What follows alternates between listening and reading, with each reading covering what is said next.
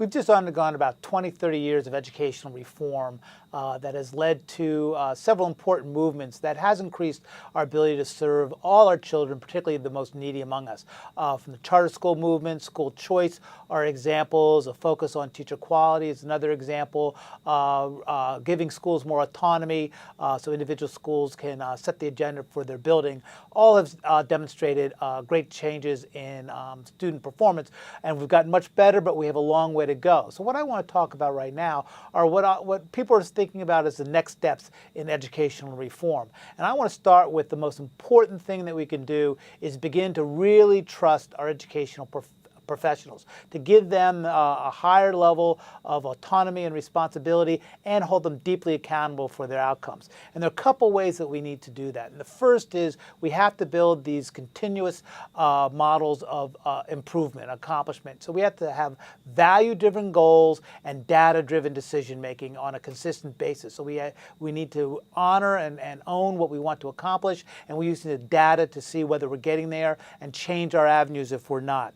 We also have to identify certain priorities and strategies to meet those priorities. The first and most important one that I want to argue we need to focus on is closing the achievement gap. As long as there's a gap between the performance between poor kids and wealthy kids in our society, we're destined to be a second-class educational system, and we have to make significant improvements in closing that gap. And the strategies to accomplish that first start with eliminating ineffective teachers. There's just no way we can maintain a society when we allow ineffective teachers to stay in the classroom with our children.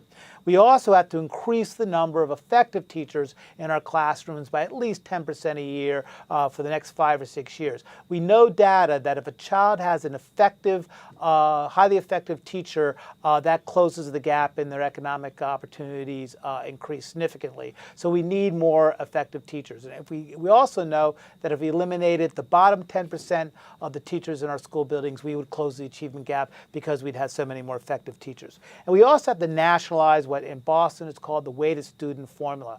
We must have money follow kids in needs. So if you're poor or special needs, ELL, you have greater needs than if you're not. We have to find a way to bring more resources to the schools that have high incidence of special needs or poor kids to make a significant difference and give them our best teachers. We also have to close the global achievement gap. There's one thing to say within a city, urban area where you close the gaps between the rich and the poor in those areas, but we also have the gap that we have with suburbs and the rest of the country. And again, the strategies remain the same. We have to increase the number of effective teachers in every building and decrease the number of ineffective teachers. Finally, we also have to raise the expectations of all educators. We have to do a much better job of giving them consistent, high-quality professional development that is tied to their actual behavior. So identifying what their strengths and weaknesses are and provide them the skills to improve on the weak parts.